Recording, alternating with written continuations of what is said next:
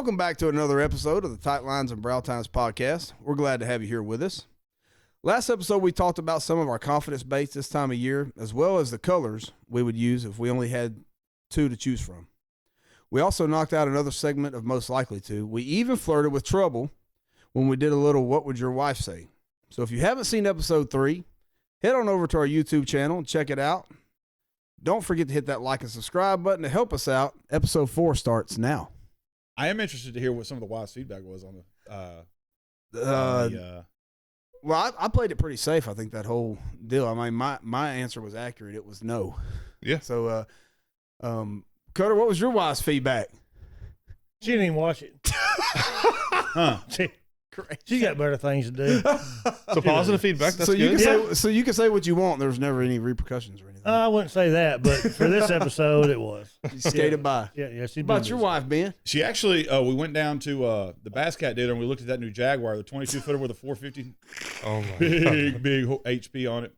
I'm talking chime walking at 85 mile an hour. I saw one of those yesterday. Those are nice, man. Yesterday. They are. I mean, they're on back 450, order. and I looked back to make sure that's what I thought I saw, and it was. So you know they're on Big back mark. order because you went up there and looked at it with your wife? Yeah, because they told me they have one available right now. And actually, what's cool about those boats is I believe the manufacturer rating is for 450, so you can run those in most your local tournament trails and stuff like that. Because the 450 is not. I thought all the trails wouldn't let you over 250. No, I think that's mostly just the pro trails.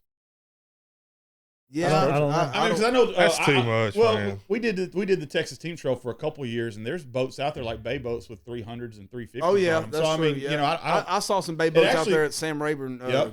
And it says in there, I know this is specifically the Texas Team Trail that they're it says it in the rules that your motor has to be manufacturer rating. So yeah. Oh, okay. But anyway, short story long, we talked about it, and I think we might be pulling the trigger soon on a new Jaguar. Yeah.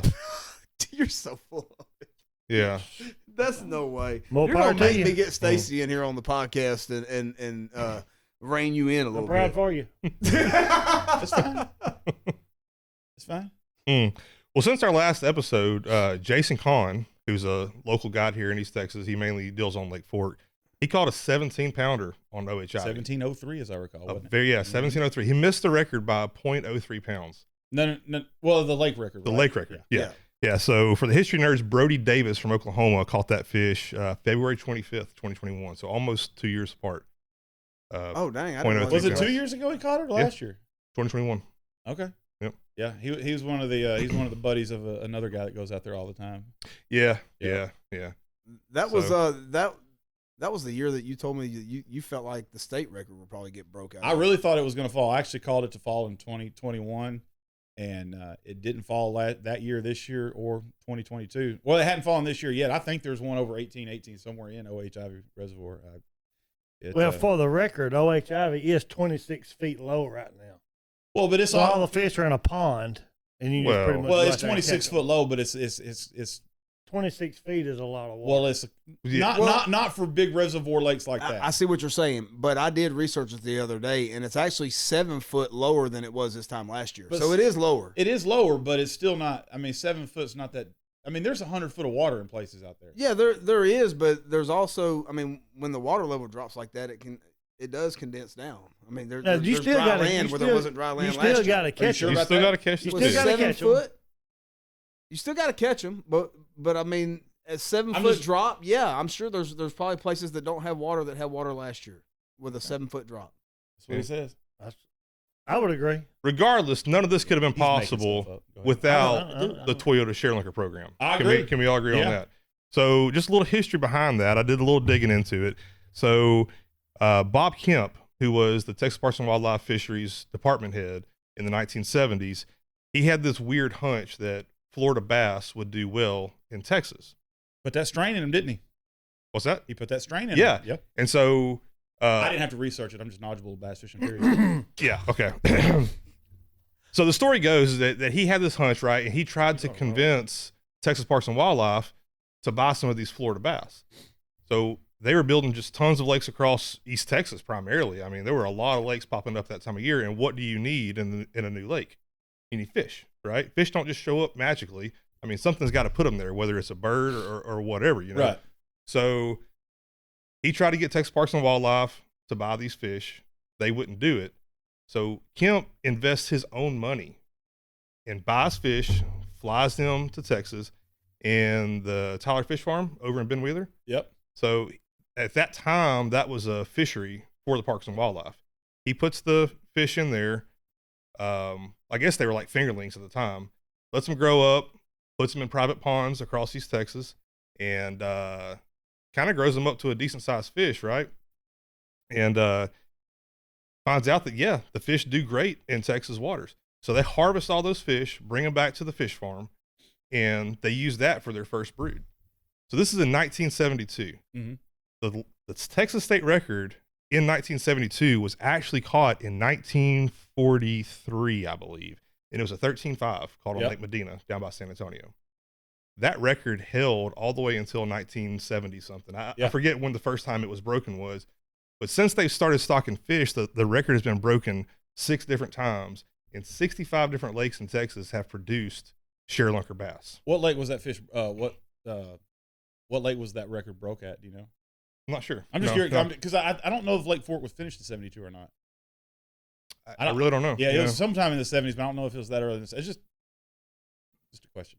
Yeah, so Texas Parks and Wildlife and the Toyota ShareLunker program have stocked lakes across Texas with over 250 million fingerlings. Yep. And these are all legacy bass. I mean, these are all from bass. Just to let you know that I did not make that up a while ago. That's what it is in feet today. That's what it was a year ago. Okay, so I didn't make that up. I didn't make it up. You say I'm glad we interrupted the program for you. You're right. You're right. This is why it's so hard doing business with Big John, because he has to be right about everything. He's right about very little. This is what causes so many problems. This is what's caused a lot of problems in our friendship over the last 15 years. Did you just look down at the paper and see what's going on? I mean, you don't have a clue. No, I didn't look at the paper and know what's going on. We're talking about the ShareLunker program. I know where Big Day's going because he's saying finger lengths, and that's about what Cutter catches. So I know where we're going with this. Don't throw me into your argument. I don't pay attention, son. Okay. Anyways, so what are your thoughts on the Toyota ShareLunker program and what Texas Parks and Wildlife is doing with stocking bass? I mean, every year they're putting quality fry and fingerlings into Texas lakes. No, I mean, I think it's unlike any other. The science shows that, the numbers show it, and for a sport that has exploded as big as bass fishing has in the last several years. I mean, it's always been popular around here, but I'm talking on any given Saturday morning in East Texas right now. There is a tournament at Lake Tyler, Lake Palestine, Richland Chambers, Cedar Creek. I mean, every boat ramp. Like, if you want to go fishing and it's not fishing a tournament, you better do your homework. You're going to be sitting in line behind 50 people. So I mean, they're locked up. That's just how big bass fishing has gotten in Texas, and without the ShareLunker program, because we have lakes in East Texas where on any given day you could go out and catch a new lake record. It hasn't happened since I think Barry St. Clair has the 1818 record, and that was in was it early 90s, 91? It was in 92. So I mean, you know, it's a record that's been there for 30 years, but will it be broken? It will be broken. It will. And my prediction is OH Ivy, and I slipped because I said it was last year or this year, and it still might this year, but I feel like there's one bigger than 18 in that reservoir somewhere. I don't know if it'll be OH Ivy or the new boat arc that's up kind of like the grasslands area. It's supposed to open sometime this year too, and it'll take them a few years to grow, but I mean that it could be up there too. The cooler climate, I don't know, maybe that'll affect it a little bit because that's right there on the Red River. I mean, I think it gets just as cold in West Texas. I mean, it gets cold out there in the wintertime. That's true. You get those cold north winds. I get it. But it will fall. Big John, tell me your thoughts. I don't want to make anything up. You're just trying. Yeah, well, that'd be a start. Okay, that'd be a change. Whoa! What the heck is? Oh, you son.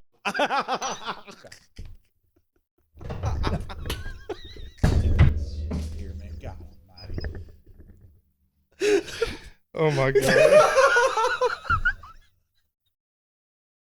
All right, let's take a break.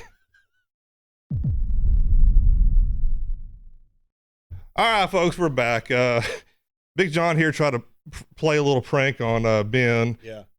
We got a little snake that we were trying to slide through the table and come out in Ben's lap, and it didn't go over so well. It was in his lap for like 5 minutes, and he never did see it, and he hit it with his hand, and microphone was blocking it. kids. But Yeah, so Ben's deathly afraid of snakes. John has Yeah. more experience with this than I do. But yeah, like legitimately locks up whenever he sees a snake. One example is we were on Lake Athens one time when we were I was going. like Fort. Were you talking about the big snake? No, I'm not talking about the one you swerved and missing your boat. Okay. All right. I'm talking about the one that we were fishing around some boathouses, Yeah. and we come up to one that was just a dock and it had that fake snake on the end of the dock. You pointed the trolling motor straight right and never would make eye contact till you got in the middle of the lake. I mean, we were 100 yards before he ever turned back to see how far we were. I don't think anybody gosh. has any room for these trashy things in their lives. I mean, they're just bad little critters. They just really are. They are. I mean, I basically canceled my deer lease because I saw a big one. So, no I more can lease relate to money for that. you. I mean, Yeah. So I was trying to slide this through the table and scare him because I know he does not like snakes at all, and it just really didn't work real well because he never did see it. But so I'll actually come clean about a story that happened last year. One of my good friends that I went to school with, really good friends with his dad now. He's retired, and we do a lot of fishing together.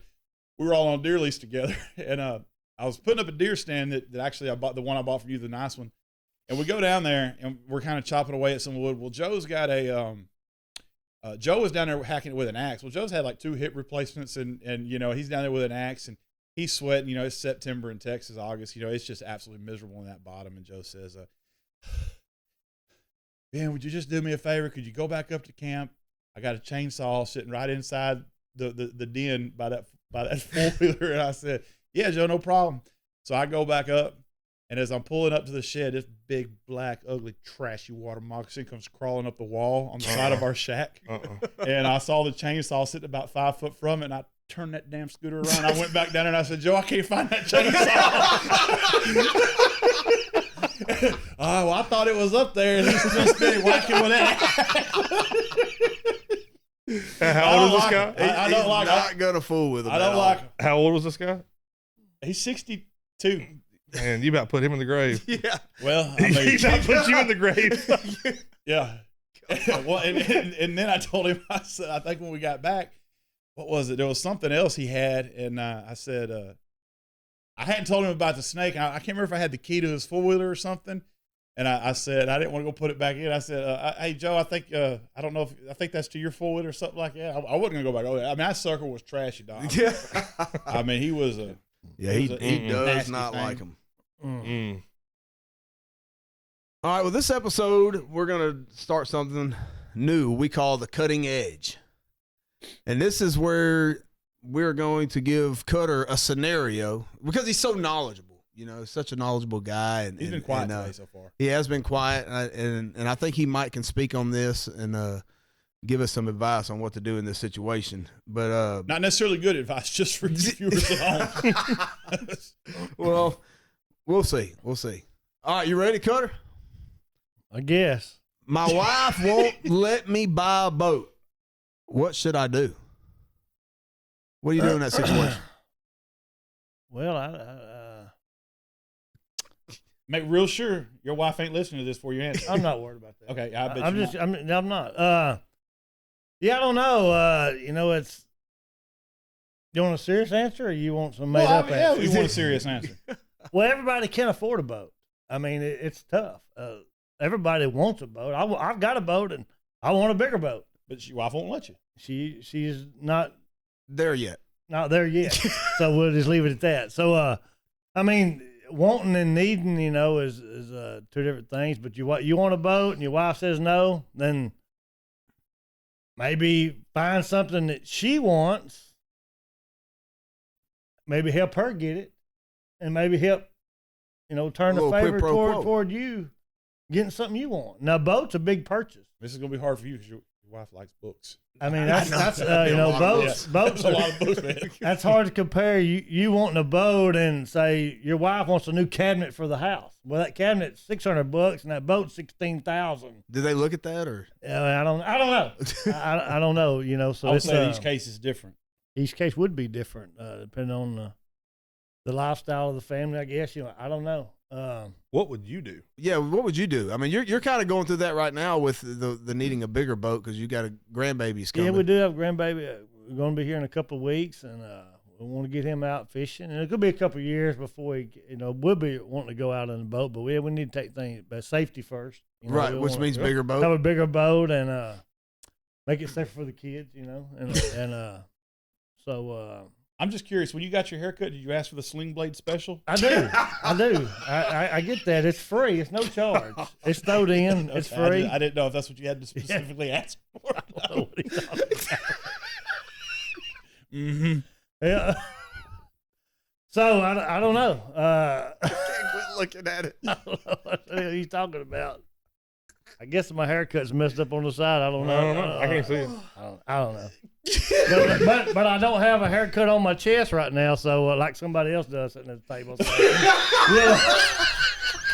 so anyhow, I mean, just be a good guy toward your wife, and maybe it'll come around for you. I don't know. Everybody's different. I wish you the best. What's the timetable on your boat? Yeah, I don't know. It's hard to say right now. You're not willing to lock anything down? Is it going to be before or after visitation? It'll be before visitation. Probably after the baby gets here. But I do see it in the foreseeable future. Okay. I mean, once the baby arrives, like on day one, the clock starts, right? Yeah, the clock's actually already started. Oh. Well, because we know he's going to be here. Right. And Who's buying diapers for this kid? Well, we've started that too. As I said in the first episode, it's going to get expensive. Yeah. You bought diapers lately? Yeah, they're not cheap. Not lately, but man, I did three different kids, and poof. You have any left over, you can take them to me, hand them to me, and I'll take them, give them to my. Heard that. Well, give them to them. You're taking donations? Yeah. Always. So what's the answer? You rambling now? I've already given an answer. Lock him down. Yeah, I mean, it's just all over the Be place. nice to your wife or try and work it out. I don't know. Everybody, I can't tell you just go buy a boat and get divorced. You could. I mean, you could. That wouldn't be very smart advice. I'm trying to help somebody. I don't want to hurt you. And that's true. That's his kindness. I mean, he's always out to help somebody. Yeah. I mean, so that's all I do is look out for listeners, others. viewers, if you ever see him and you need advice, don't hesitate to approach him in a parking lot because you're not going to find a kinder soul.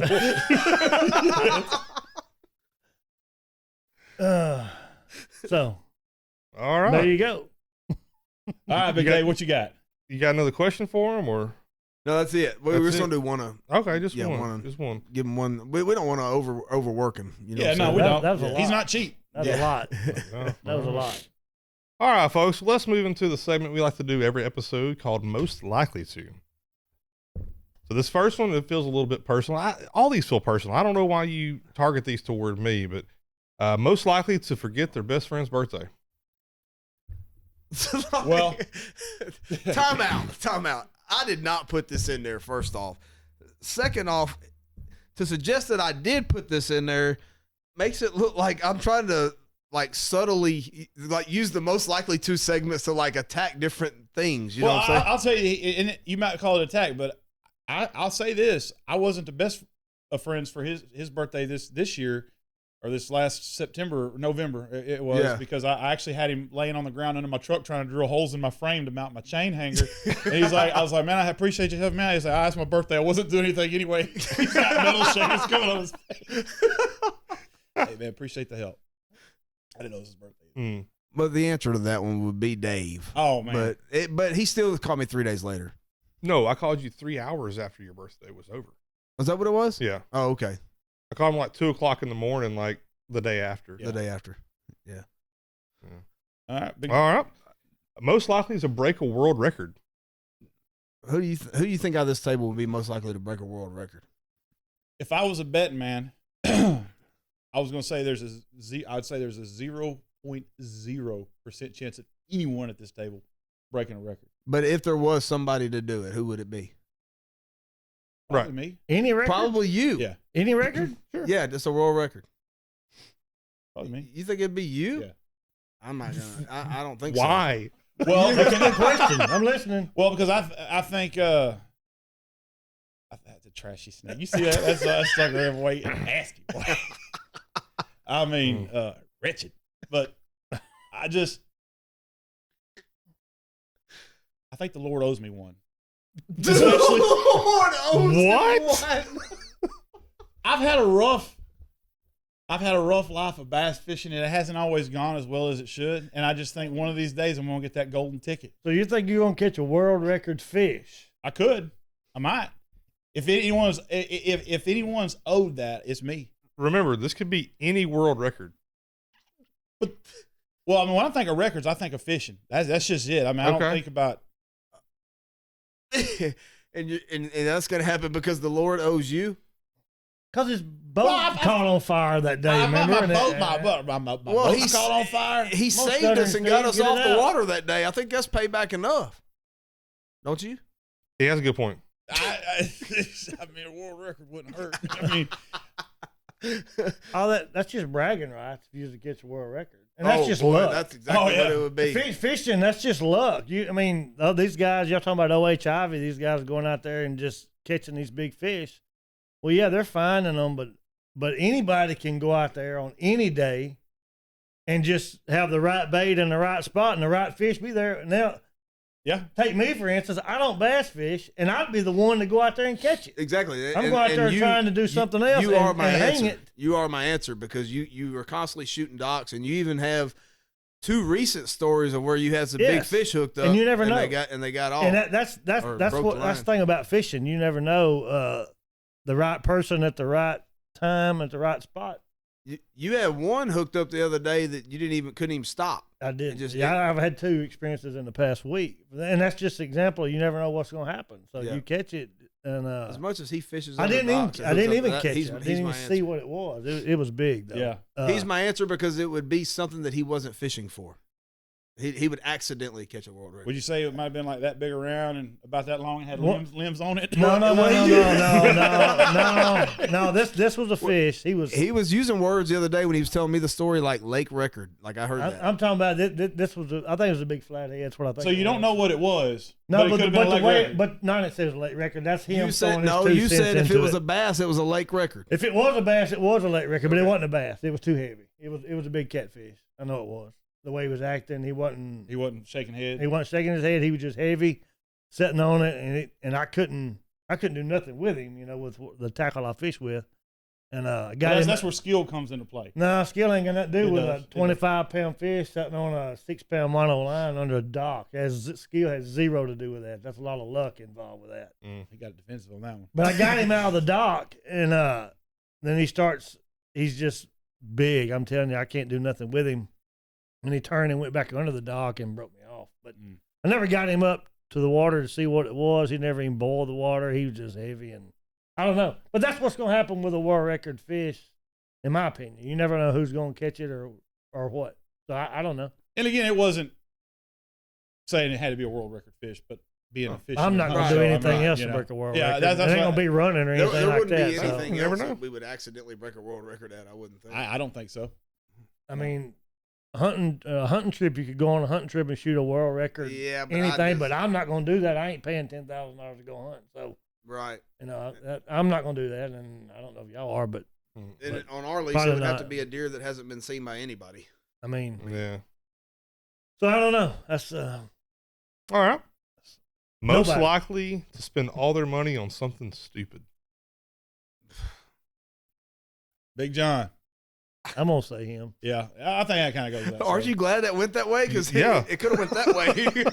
Well, I don't know him. We don't know what he spends his stuff on. Well, so is there something that I've purchased that you would consider stupid, or do you have a specific example of why you chose me so quickly? Well, I remember telling you this fairly recently when you got your boat that you had he had all those graph covers, and I told you, I said, "Hey, Big John," I said, as soon as you buy your boat, Facebook's going to try to sell you one of those little bungee things that wrap around, and they're like $20 a piece. I said, so they're going to try to hit you for $60. I said, I got these straps from Amazon. They're like $2.99 a piece. Just holler at me when you get your boat. I got some of these straps so your covers don't fly off. Went to his house the next day, looked at that new boat. He had freaking 3 brand new of them bungees, and I was like, man, I told you I had straps. And they're so much easier to put on than those Velcro straps, like 2 per deal. It's so one, I mean, it's one just per deal. And done. How much are those a piece? The bungees? I don't remember how much they were. Oh, the bungees are they're like $18 a piece. Okay, so, and how much are your little Velcro guys? You get like 20 of them for $3. Okay.